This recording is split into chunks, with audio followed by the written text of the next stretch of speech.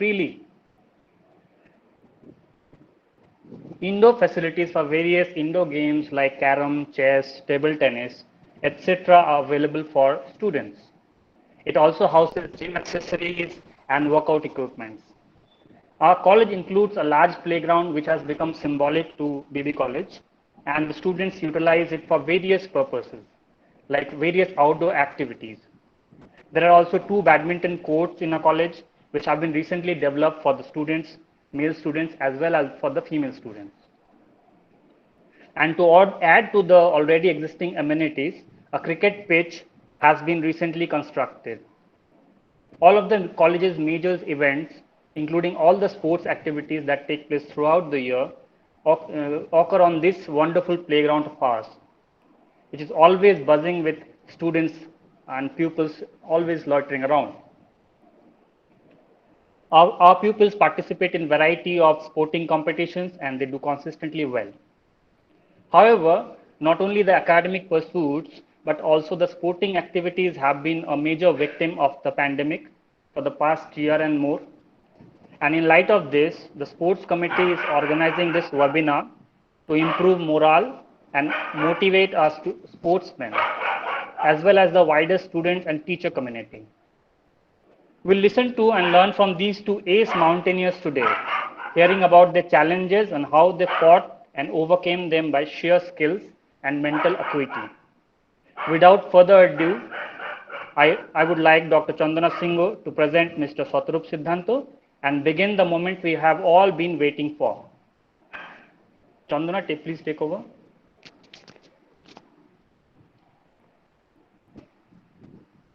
Chandana, are you there? Hello, am I audible? Yes, you're audible, Chandana. Okay. Please go ahead. Thank you, Siddhartha. Hello, everyone, and welcome to today's session. It is my great privilege to introduce our first speaker who believe in the power of dreaming big and also believe in chasing own dreams against all odds. He is none other than Mr. Shatarup Siddhanta, one of the world's leading mountaineer. When he was young, he could hardly breathe. He could not even run. From a severe asthmatic, he is currently holding the Guinness World Record of being the youngest in the world to climb both the highest mountain and highest volcanic summits of all 7 continents in the world. He is the first Indian to climb the 7 volcanic summits, first Indian to climb Mount Sidley, the highest volcano in Antarctica, first Indian to climb both the 7 summits and 7 volcanic summits, fifth civilian from India to climb the 7 summits, the highest mountain of each of the continents.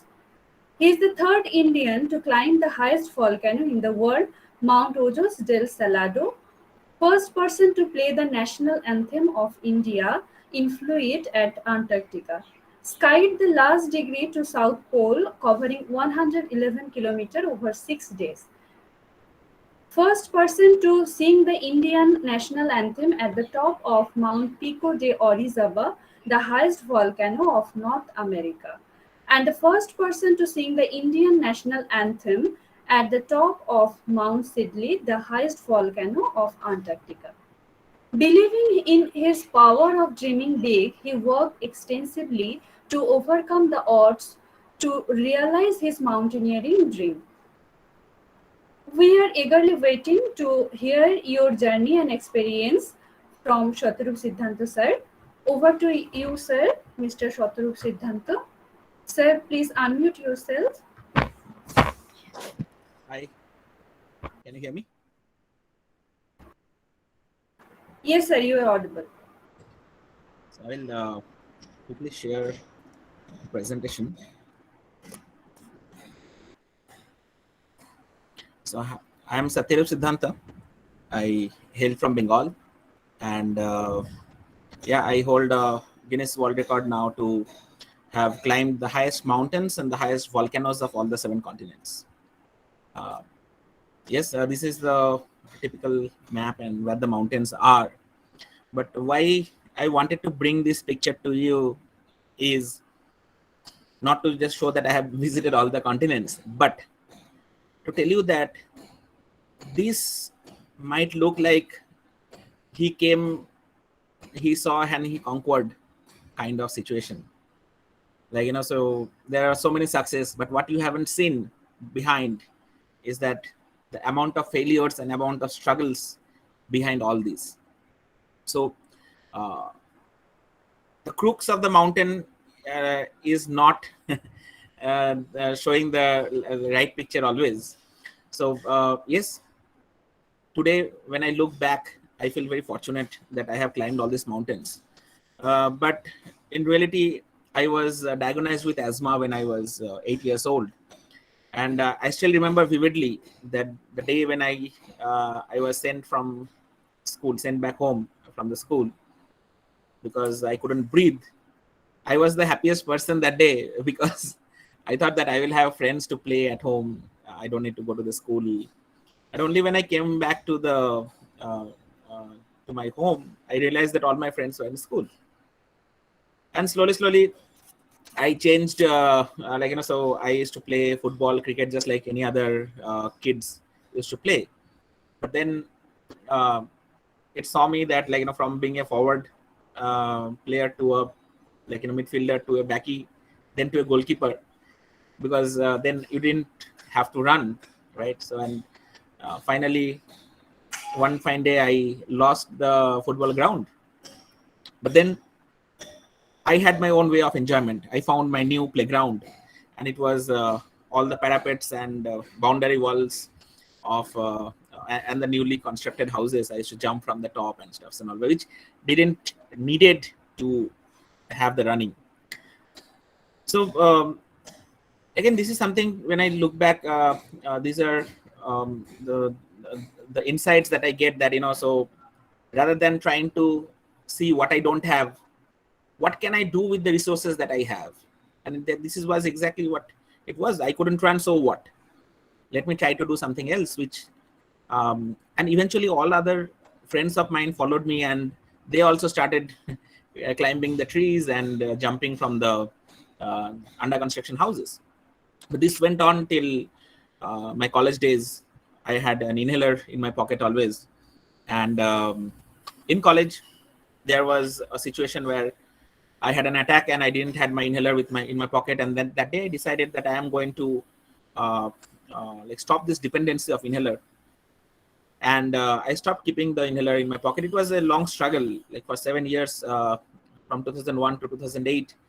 I struggled hard not to use the inhaler. Finally, I went to my first mountain. It was just a hill. It is just like another hill, what you get in Purulia, similar kind of hills. And this was in Tamil Nadu, called Parvat Malai. And to me, that was my Everest. Because once I reached to the top and I carried my inhaler with me, I bought a new inhaler, thinking that what if I die when I reach there, like if I have an asthma attack. But then the whole journey, I didn't have to use this inhaler. And finally, when I reached to the top, that mental barrier, that mental block was broken and shattered. And I realized that I can do everything that I really want to do. And that day I climbed my Everest because I could defeat asthma, and I was no more chained by the inhalers. And then this one mountain changed my life forever, because after this I went for the horse riding course and I went for the treks in Western Ghats. Like almost every weekend I used to go to Western Ghats to climb, to do small treks. And this each and every treks that I have done added to my confidence level. And eventually in 2010, I went to Everest Base Camp for a trek. And I saw Mount Everest in front of me. And before that, if you would have asked me what is the height of Mount Everest, which year it was climbed first, probably I wouldn't have been able to tell you that answer, because it was not my cup of tea. So I didn't had an intention to know about that mountain much. But this allowed me to dream big. And I really, first time I saw some magnificent view of Mount Everest, and I decided, and I promised myself that I am going to come back. And little did I knew that mountaineering is not trekking. I mean, like, you need to have special skills, special training to go for the mountain. And it is not just like, today I think that I want to climb Mount Everest and tomorrow I can go. But then I came back with a lot of dreams and hopes without knowing the reality. And when I did a reality check, I realized that Mount Everest, that time in a book, it was written that it cost 36 lakhs. And I thought, this one dream I had seen in my life, such grand, and this is also gone. Like, I was so frustrated, and I thought what to do.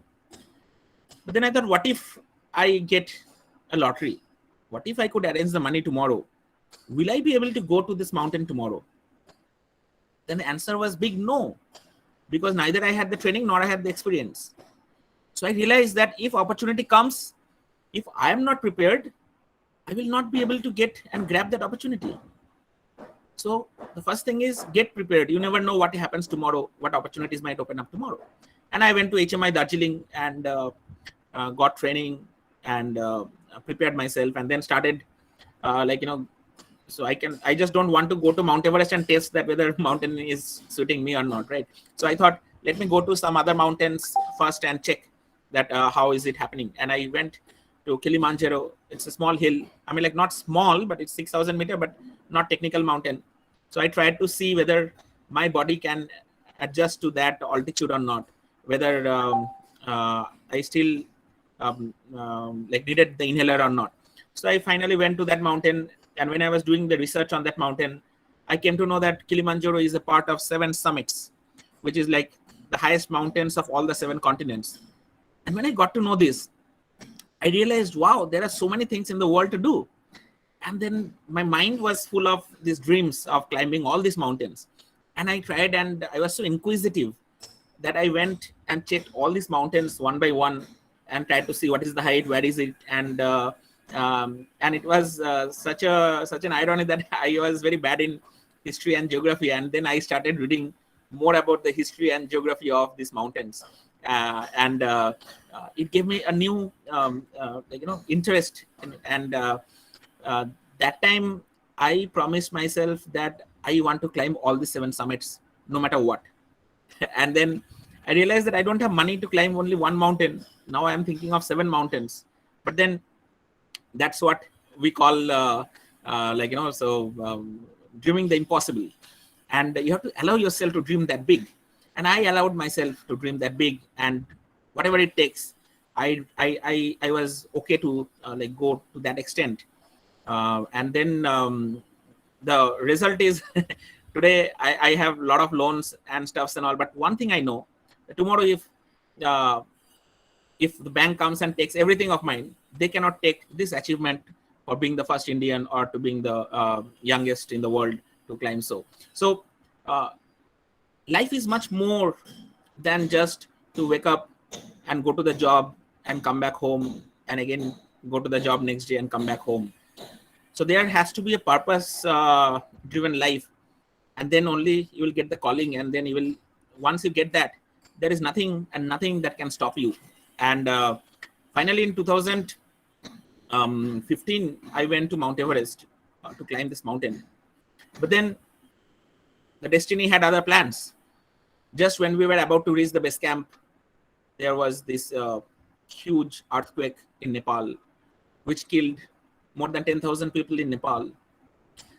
And just after that, within minutes, there was a huge avalanche from the body of the Pumori in this base camp area and killed 21 mountaineers. And the expedition got cancelled, and all the money was lost.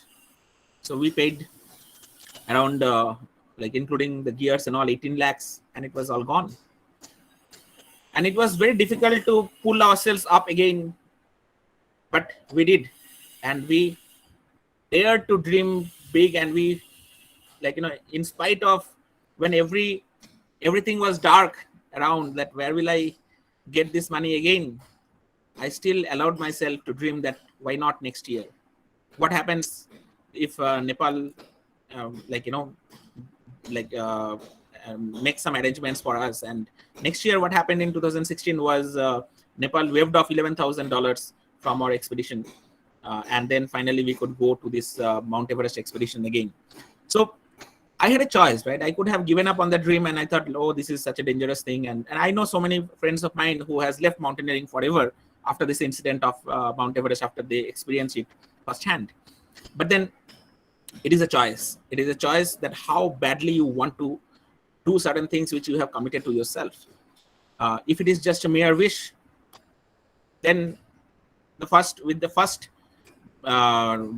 block that you encounter, you will stop. The first barrier you encounter, you will stop from there. You will turn back from there, right? But if it is a dream that is not allowing you to sleep, then you know that no matter what barriers, you will overcome all those barriers. And that's what we call grit. So the ability to stick with your commitments and goals, and then to move ahead. And these are the section of Icefall section in Khumbu Icefall, the place between base camp and Camp 1, the most dangerous section, because anytime these big blocks can fall off. So we have to actually go in the night, and we can't make even a sound of sneeze or cough. And we have to go very fast between these areas and be very careful. But then you can always get scared by the danger, but it's your attitude that if you are prepared well enough, then you will enjoy the surroundings instead of trying to figure out, oh my God, I can die. Because you can die even sitting here right now, a fan might fall off on my head. But you cannot just not enjoy life because thinking that what if this happens, what if that happens, right? And then finally, we had to cross all these sections, and there is no alternative to preparation and practice, and that is Pembaji in the top. Pembaji is no more in this world. He fell down in a crevasse. But his blessings are always with us. His teachings are always with us. So, and here we don't compete with each other, but we compete with self. That can I become better than what I was yesterday? And can I improve my skill? So this competition, when it becomes inwards, rather than trying to compete against another, you will see that there is a different level of improvement in your things, and you are much in peace. And then no matter what kind of dangers are around, you will always have time to see the beautiful wonders of nature that God has created, or the nature has created. And these are some astounding creation of nature, and these are all ice, and we know that today it is created, tomorrow it will melt, again something else will be created. And this is what the philosophy of life is, that we are in that big sea from where we are like a wave. Our life is like a wave, and we go through the ups and downs, and again we get back to that that vast sea. And this is a section from Camp 3 where you can overlook the Camp 2 and Camp 1 and the base camp. But there are like a lot of clouds there. But it's something like, I haven't seen heaven, but this is the closest thing to heaven that I have ever seen. And finally, on the night of the summit, we actually had to start in, say, evening 6 o'clock. We started, and it was a Buddha Purnima night, and the whole place was such mystical. And this section through which we actually go is the camp is something like what we call the death zone, because at this altitude above 8,000 meters, we are not tuned to survive at that altitude above 8,000 meters, right? So the brain starts to kill itself, the brain cells starts getting damaged, the body tries to kill itself, and there you have to go up and down to acclimatize your body, such that your body can make some necessary changes such that you can survive at that altitude. And then even you put an oxygen, so oxygen is right 1/3 than what you get at this level, the sea level, and everything becomes so slow. You walk like a zombie, and I remember we took around 15 to 20 minutes to wear a shoe. And then every step you take, it is like, and every kg you are carrying, it is like 1 kg is like almost equivalent to 10 kg in that point. And you fight against all the odds, and you go one by one step. And then there are people who are turning back, but still you have to keep that mental strength, because you know that you are meant for this, and this is, you have to go through all this. And I always say that if you have to eat an omelette, you cannot have any choice than to break the egg. You cannot make an omelette without breaking the egg, right? So you have to go hard, like, and finally, after going through all the challenges and all, we could reach the top of Mount Everest on 21st May. And this happened, so these are the like sunburns that happens typically, the UV reflection from the snow. It brutally made all these scars, but then these are like battle scars. And this is the section from the Camp 4 to the summit. And finally, on 21st May 2016, I reached the top of the world, which it was such a moment for me, because I never thought in my life ever, if somebody would have told me when I was a kid that one day you will go and climb Mount Everest, I think that would have been a very cruel joke on me, because where I couldn't even run 100 meters without an inhaler, and here somebody is asking me that you will go to Mount Everest one day. But then you never know the power of dreaming big, because once you start conceiving that idea, you will see that your body is also making some necessary changes to allow yourself to go and follow that dream. So I would say that dream big and keep chasing your dreams, and everything is possible if you believe, not if your parents believe or your teacher believes or someone else believes. But if you believe from the core of your heart, when your every breath of you should speak about the dream, and every blood drop should scream about the dream, then you will see that you and your dream are not two separate entities. It just becomes one. So you become your dream, and then everything else just falls into place. So thank you so much for giving me the time to interact with you, and we'll open for questionnaires if there is any.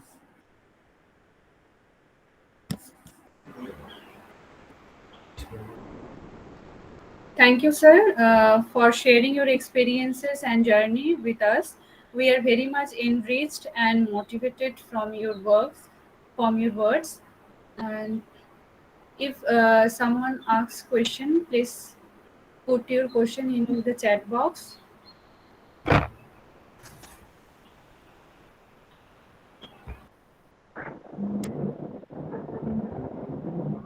So we have Debashish Biswas. He is the first person from Bengal to have climbed Mount Everest, and he is also the only Indian, I think, who has climbed all the 8,000 meter peaks out of 14,800 meter peaks. So we'll shortly hear from him as well.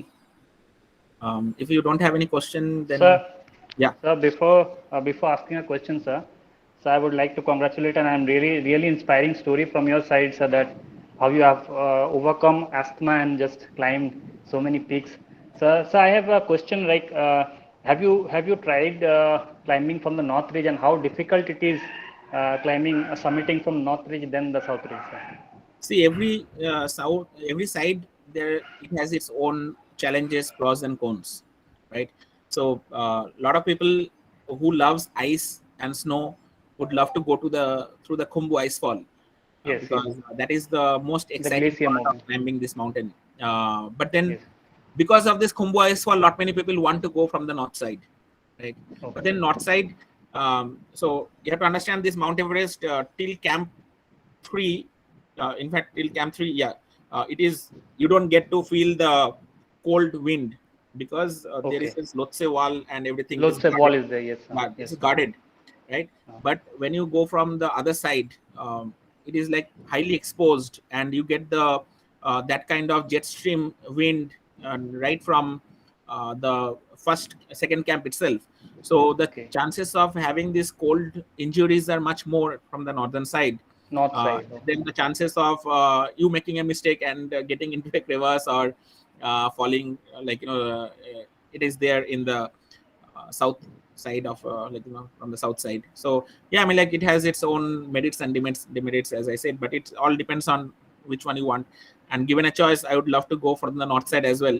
And but as you know, that mountaineering is actually a very costly adventure sport, and we need more people like you who will have these interest in mountaineering, such that we can make this positive change, and we can go beyond cricket and football. As you said, sir, most of us are into trekking, but Rarely people think about mountaineering like going to HMI and training. So your journey also began with trekking, and then you are now a ace mountaineer now. So maybe you will inspire a lot of us Yeah, and I to go started so that late. direction. My first trek ever was in 25 when I was 25 years old. So, and that was my first trek ever. So if I can do this, I'm sure that everybody has the potential to do that. And you need not to go and climb Mount Everest, but then you can climb your own mountains Yes. in the form of fears. Like I can see Souvik Nandi, he has a height fear, phobia. So look eye to eye to those fear and analyze and see and allow yourself that how can you overcome those fear. And overcoming this fear, there is no other way than to jump into it. You can't stop a fear of water unless you get into that water. So if you have a fear of height, identify that what is that fear, that will you fall, is that the fear or what? So quantify that fear and try to see that what else can you do to negotiate that fear or to compensate that fear. So yeah. Thank you very much, sir, for answering it. If anybody else has any question, you can ask. Height fear का Sir, I have one question. How can we overcome a high altitude sickness?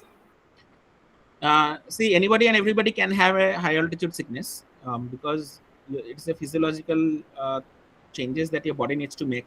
But then you can always take some steps to prevent this high altitude sickness. By number one is, if you are physically and mentally fit, half of the job is done, right? The second is that if you go slow, not like so typically this high altitude sickness comes that when you gain too much height at a very short time, right? So there is a philosophy where we say that climb high and sleep low. So when we go and reach, first is go slow, drink a lot of water. So cover your neck and head, but open your ears and eat. So these are the small things that we typically do when we are going to little higher altitude. And then take adequate rest, sleep. And then when we reach to a height, so go beyond that height a little bit more and again come back. So this will help the body to fight the altitude sickness a little bit. But yes, I think these are the things that we do. Okay, thank you, sir. There are some questions in the chat box. Yes, Satyashri Raut has told us we were a team of 4 led by Devashish Biswas. So Devashish was climbing Lhotse that time, but we wanted to use his experience because he has been in this mountain before. And we were 4 from Bengal, like me, Rudra Prasad Haldar, Ramesh Roy, and Malay Mukherjee. And we reached the top of Mount Everest on that day, on 21st May. As a team, we were there. Then there were other Bengal teams as well, so there were 3 teams from Bengal which climbed Mount Everest that day. Not that day, means that season. Sir, one question is from Sandeep Chatterjee. The question is, recent report suggests that the problem of overcrowding on the Everest and other mountain ranges is a glaring one. Did you ever come across such a problem? See, when there is a mountain, I cannot say that this mountain is only for me, right? This mountain is for others as well, right? Now, if every country, we have 196 countries, right?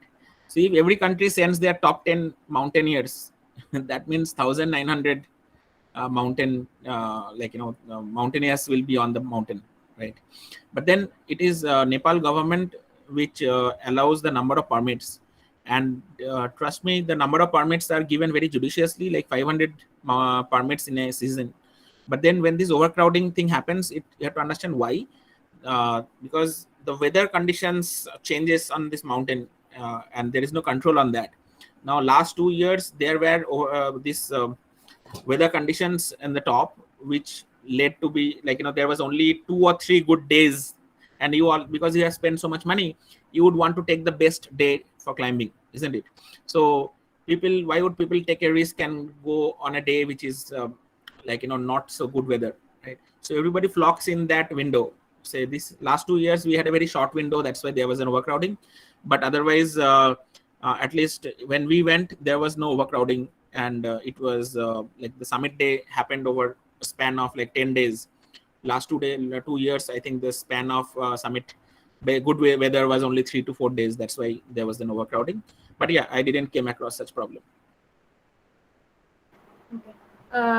One last question, sir, from Mr. Satyasri Raut, our faculty members. Yeah, I just answered that question. You said that on 21st May you reached at the top of Everest. Sir, you are alone or any other person was there with you, like your friend or anyone?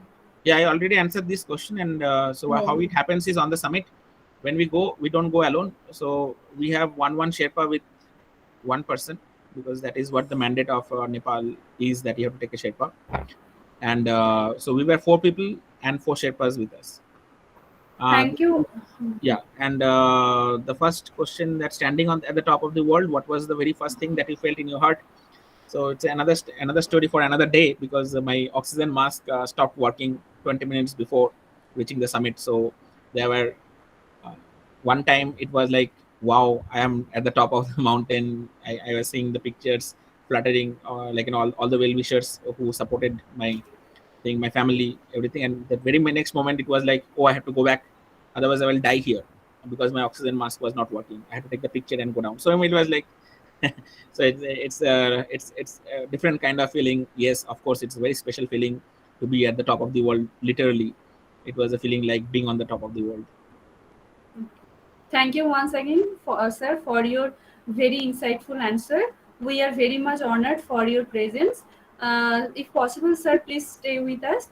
And Sure. I would like to request our faculty members, Mr. Puntul Bakuli, sir, to introduce our second speaker. Thank you. Thank you very much. Thank you, Dr. sir. Thank you, Chandana. I'm going to introduce Sri Devashish Bishwas, and I have a list of his achievements. So if I going to mention each and every thing from this list, it will take around half an hour. So I'm going to mention a few. Mr. Bishwas has participated in 23 mountaineering expeditions, and I'm going to mention a few. He has participated in Mount Everest, Mount Kanchenjunga, Mount Ondamunda 1, Mount Makalu, Dhaulagiri, Mount Lhotse, and there are other mountains also, other peaks also. So I'm not going to mention them. The list is long. He has also received Arjuna Award. He got special award from Central Revenue Sports and Cultural Board.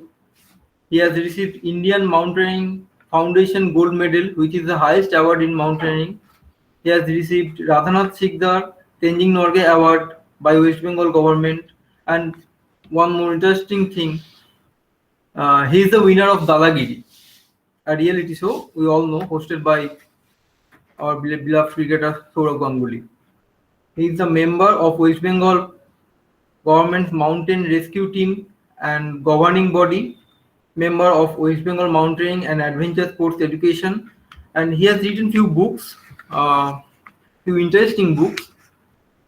I am going to mention them. Everest Shirshe Bangali, Kanchenjunga Swarnoshikore Bangali, Opurupa Annapurna, Dhaulagiri, or Makalu Ubhijatra.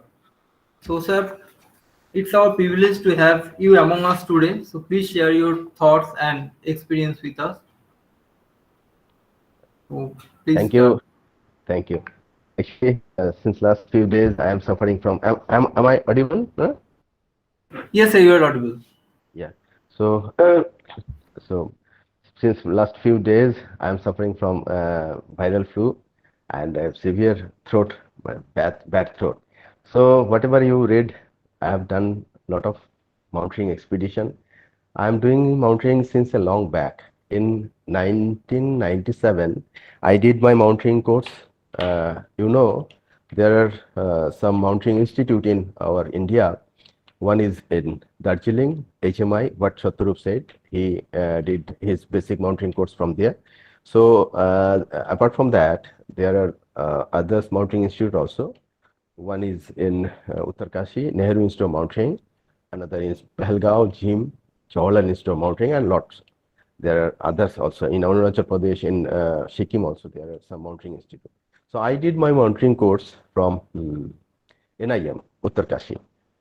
From there, basic mountaineering course and advanced mountaineering course. And thereafter, I participated in a lot of expeditions. As you said that already 23 expedition I have participated. But the first one in 1997, after doing my mountaineering course, basic mountaineering course, I have participated, it was Mount Kamet.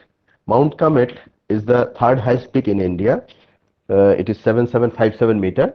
But interestingly, you can say it is the maximum highest peak, maximum achievable peak in India, because in Indian territory, the highest peak is Kanchenjunga, and from Kanchenjunga, from India side, Kanchenjunga is not permitted, and second highest is Nanda Devi. It is treated as holy peak, so that peak also not permitted from any person, not Indian and not any person. The third one is the Comet, and that's why it is the maximum highest achievable peak. Some people may say that as per our geography book, it is K2 or Godwin Austen, which is the highest peak of India. But if you see the line of control LOC, it is much south than the K2 Karakoram region. So K2, not only K2, Shatrup, as Shatrup said, there are in a world 14 peaks which have the height of more than 8,000 meter. We called it 14 8,000er. And among this 14 8,000er, 5 peak is in the Pak occupied Kashmir, POK, Azad Kashmir, somewhere it is said. Those are K2, Godwin Austen, Nanga, G1, Ghasibrum 1, Ghasibrum 2, and Broad Peak.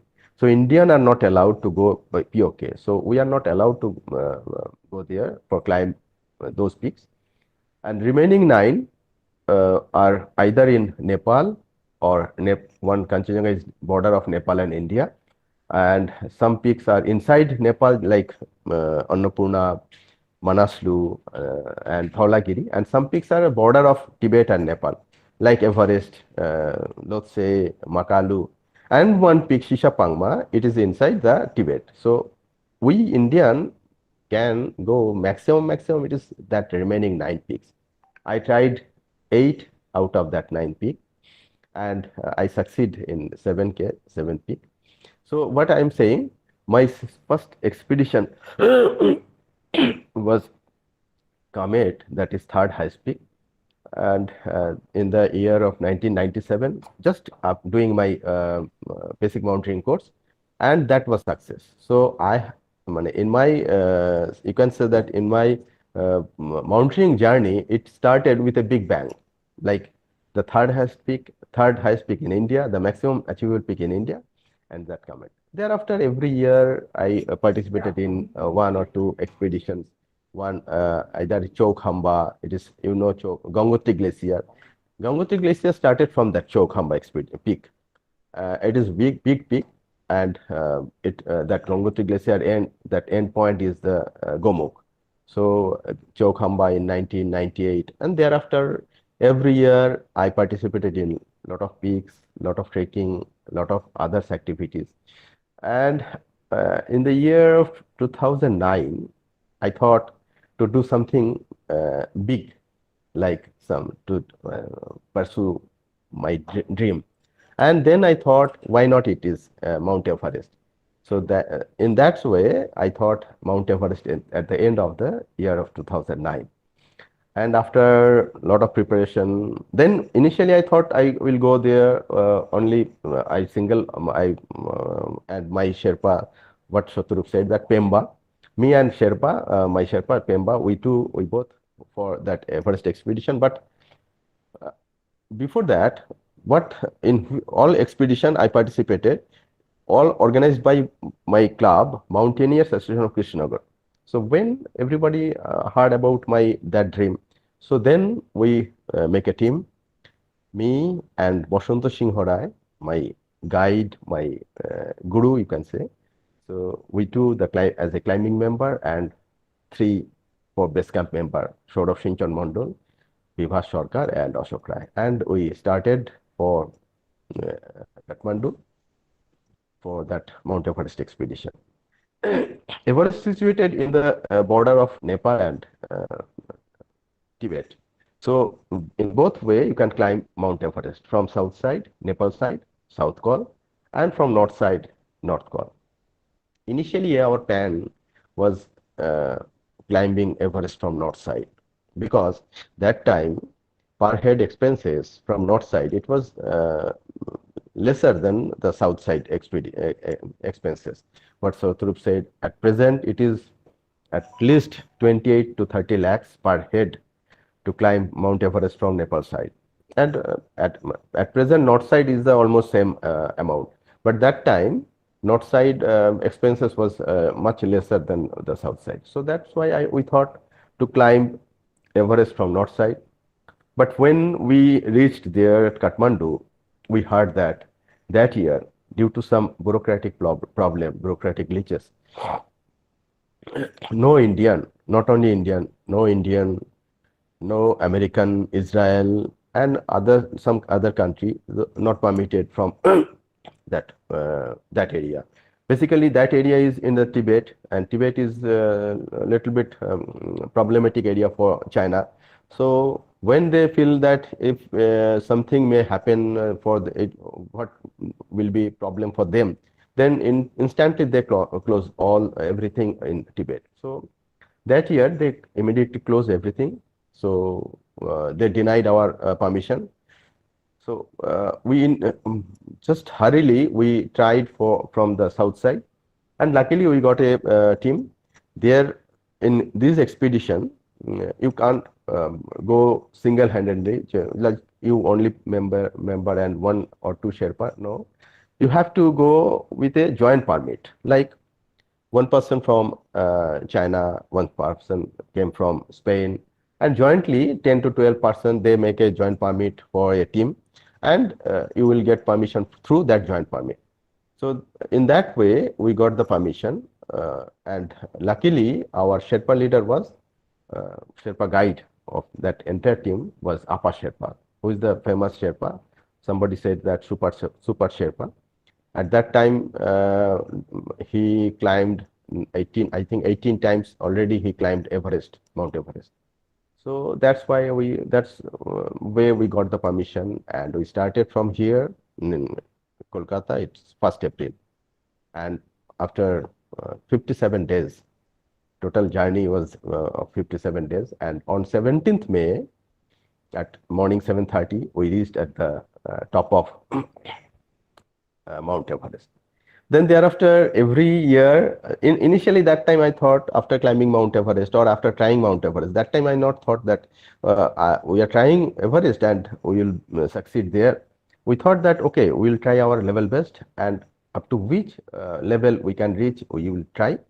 And then we return back, we closed our mountaineering expeditions, we declare our innings. And okay, sometimes you have to close finish all your like now I am in job, so after 60 years I have to close my this 10 years. So that time I thought to close my this chapter after trying Mount Everest. Never thought that I will go there and I could succeed in Mount Everest. But when I returned back, I heard, when I reached at Kolkata, I heard that it is the first time from Bengal, first Bengali to climb Mount Everest, and everywhere what a wave came that one from Bengal, he reached at top of the top of the world. So it is a big news at that time, and everybody that time asking that what next. So next year again we plan for another peak, and that time it is Mount Kanchenjunga, third highest peak, and you can say that one of the most toughest peak in the world. This time again we tried, me and Basanta Singhorai, climbing member, and on 20th May 2011 again we climbed Mount Kanchenjunga. When I climbed Mount Everest, I was from Bengal, first civilian Bengali from who reached Mount Everest, top of the Everest. But next year, when I climbed Kanchenjunga, I became the first civilian Indian who climbed Mount Kanchenjunga. And there are a lot of look. If you see the statistics, till date, lot of climber climbed Mount Everest.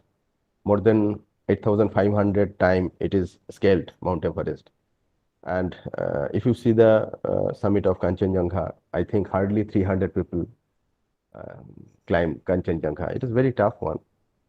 Simultaneously, I have written a book on Everest, a book on Kanchenjunga, a movie on Mount Everest, a movie on Kanchenjunga. And in 2012, again, we tried. This time, it is the most dangerous peak, Mount Annapurna. And again, we succeed. Again, one book's written, one movie is made. Thereafter, in 2013, Dhaulagiri. But when we reached at around more than 8,100 meter, it is the seventh highest peak, 8167 meter. When I reached around 8,100 meter, due to blizzard, we stuck there. There, 3% died. Somehow, I returned back. Basanthoda team rescued Basanto Singhorai. And thereafter, Basanthoda stopped for any 8,000 meter. But next year, again, I tried Mount Makalu, it is 5th highest peak. Then one by one, Manaslu, 8th highest peak, Lhotse, Dhaulagiri again. And last March, April, May, I again went there in Nepal. I tried this time 4-5 peaks and I climbed one by one 4 peaks, Mount Mera, Mount Island, Mount Lobuche, and Mount Amadablam. So this is my journey. I have made some movies also, and I share one link of my movie. So better we can see, we can enjoy the movie, and then we can go for question answer section. Thank you.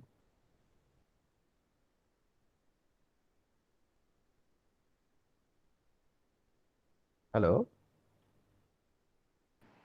Kuntal, are you there?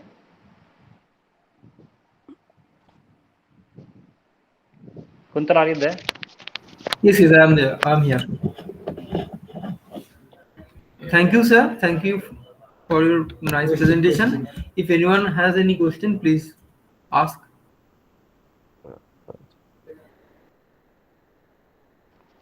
Sir, I would like to ask a question, sir.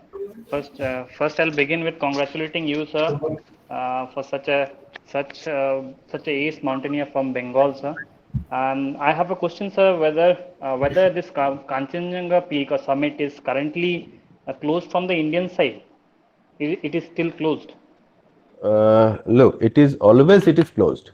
Only once closed. Kanchenjunga, yes, only once Kanchenjunga climbed from Indian side, and that is due to that Indian army. That it is, I think, it is in the year of 1976. It is the first time, and it is till date, it is the last time Kanchenjunga climbed from the Indian territory. Indian. So you have climbed from that other from side. Nepal side. Nepal side. Okay. Yes.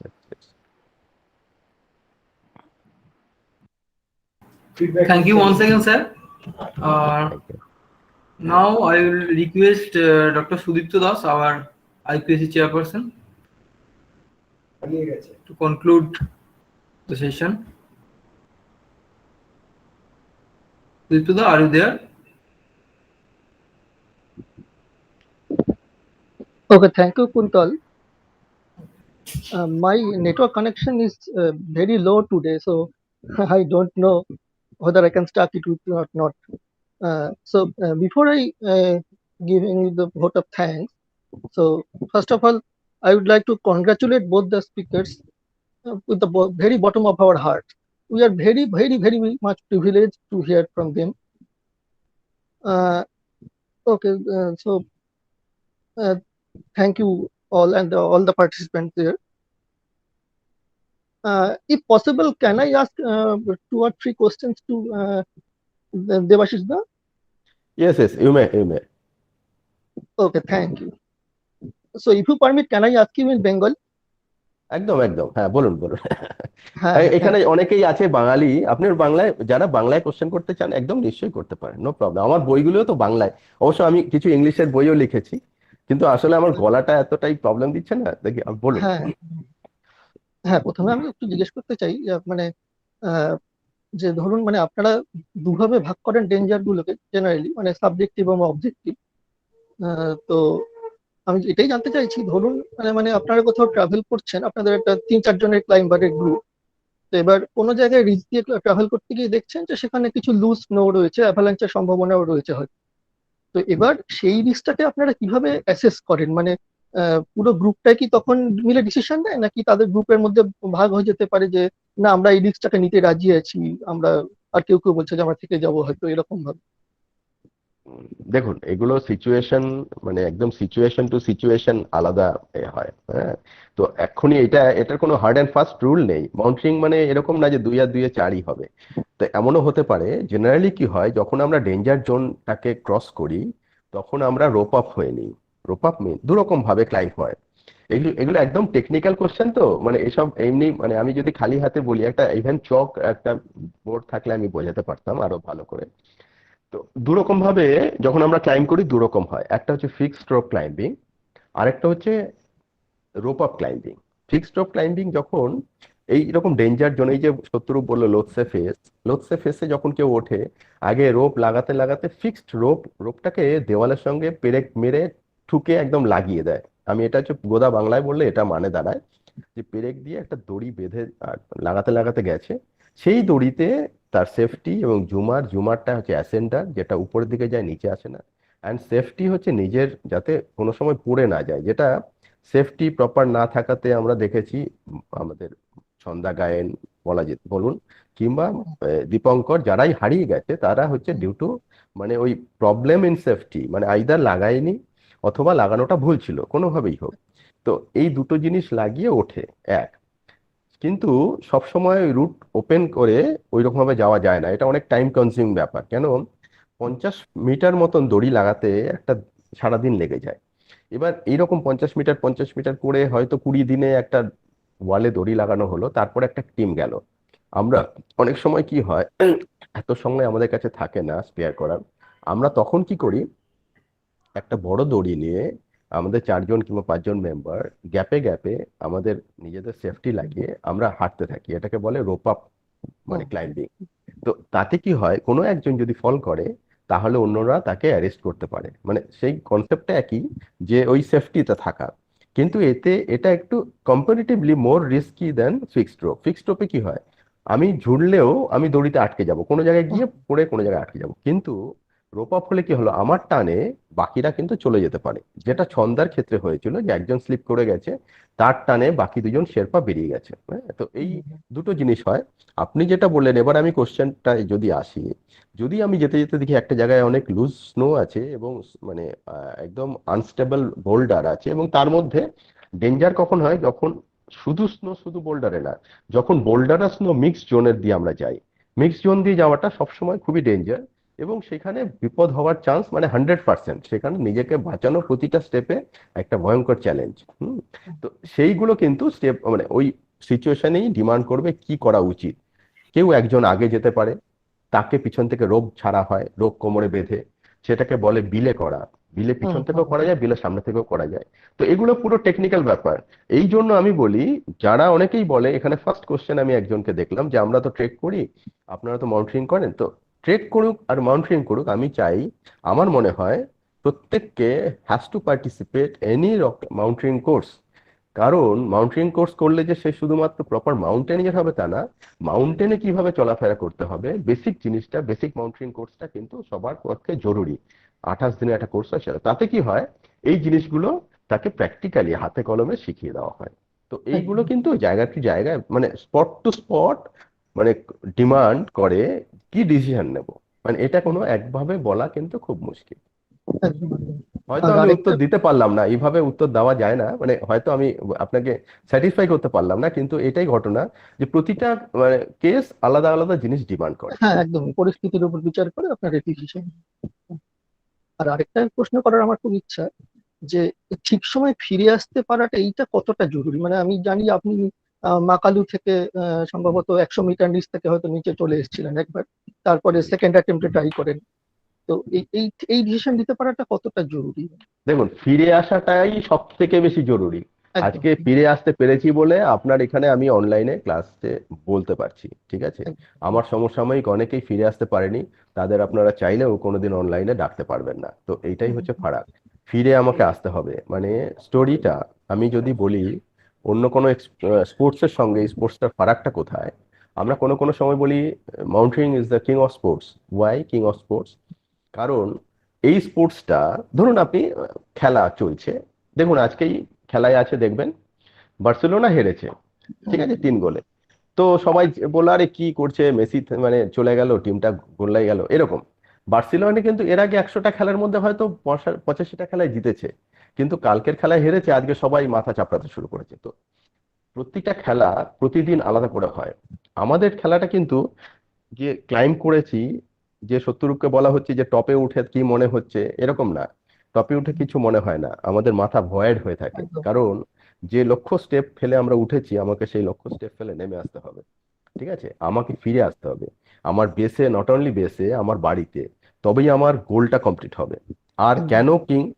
এই যে গোলটা complete হলো, আজকে যে কোনো দিন আমি যতদিন জীবিত থাকবো, সুস্থ থাকবো, যতদিন লোকের সঙ্গে কাছে গিয়ে আমি আমার ছবি দেখাবো কিংবা আমার গল্প বলবো, আমার গোলটা হবে। আমি প্রতিদিন গোল করব। মেসিকে প্রতিদিন জেতার জন্য আলাদা করে গোল করে জিততে হবে, না হলে আগের দিনের খেলা ভুলে যাবে। কিন্তু আমি যদি আর সারা জন্মেও কোনো এক্সপিডিশনে না যাই, আমি কিন্তু যখনই এভারেস্টের মাথার ছবিটা দেখাবো, একজনের গায়ে রোমাঞ্চ হবে, একজনের গায়ে কাটা দেবে। তো একদম। আমার গোলটা প্রতিদিন হবে। তো এটাই হচ্ছে দুটোর মধ্যে ফারাক। সেজন্য ফিরে আসতে হবে, ফিরে আসাটা ম্যান্ডেটারি, ক্লাইম্বিংটা ইজ নট ম্যান্ডেটরি। ফিরে আসাটা একদম টপ মোস্ট না, একমাত্র প্রায়োরিটি ফিরে আসা। ক্লাইম্বিংটা আমি জাস্ট আরেকটা উদাহরণ দিই। জাস্ট গত বছর 2020-এর নভেম্বর ডিসেম্বরে আমরা ট্রাই করেছিলাম আমাদাবলাম, সামহাউ ক্লাইম্ব করতে পারিনি। ক্লাইম্ব করতে পারিনি মানে কিন্তু জিরো হয়ে যায় রে, কোনো অ্যাটেম্প জিরো হতে পারে না, সব অ্যাটেম্প হচ্ছে সাকসেস অ্যাটেম্প। আমরা সেই সময় ফিরে আসতে পেরেছি বলেই এবছর আবার গিয়ে আমাদের প্ল্যান ক্লাইম করতে পেরেছি। আমি যদি সেই বছর অ্যাক্সিডেন্টে মারা যেতাম গত বছর, তাহলে আমাদের প্ল্যান ক্লাইম আর আমার দ্বারা জীবনে হতো না, আর আমি এসে বলতেও পারতাম না। সো আমাকে ফিরে আসাটা অবশ্যই আমাকে ম্যান্ডেটরি, আমাকে আসতেই হবে। এটাই আমার একমাত্র জরুরি, ক্লাইমটা জরুরি না। একদম। Thank you, thank you very much. সত্যি আপনাদের দুজনের কথা শোনার পরে আমার সত্যি বলার আর কিছু নেই, শুধুই ধন্যবাদ এবং কৃতজ্ঞতা জানানো ছাড়া আমাদের আর কোনো ভাষা নেই, সত্যি কথা। এত লোককে আপনারা ইন্সপায়ার করছেন, I think that's just fascinating.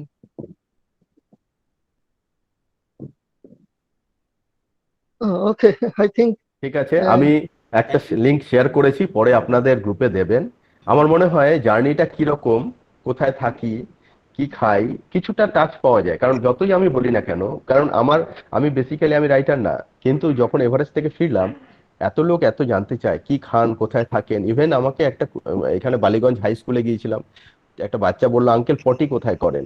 তো ন্যাচারালি ও ছবি দেখে বুঝতে পারেনি যে সত্যি তো এই লোকটা তখন পটিটা কোথায় করেছিল, ওই রকম একটা ড্রেস পরে মহারাষ্ট্রের মতন পোশাক। তো এই যে এই সব উত্তর দিতে দিতে আমি ভাবলাম তাহলে আমি কেন না এই কথাগুলো লিখেই ফেলি। কারণ লিখে ফেলাটা দরকার, একটা রেকর্ড থাকা দরকার। সত্যরূপকে বলি লিখতে, সত্যরূপ ভালো লেখে, কিন্তু মানে এখনো অবধি বই আকারে পাইনি। আমি আশা করবো সত্যরূপ কিছুদিনের মধ্যেই বই বের করবে। এবং এই করতে গিয়ে এই এত লোকের এত কোশ্চেন, কত রকম কোশ্চেন, আপনি আজকে যদি আপনাকে আরো 2 ঘন্টা সময় দিই, এখন 2:10 বাজে, তাও দেখবেন আপনার কোশ্চেন শেষ হবে না। তো naturally,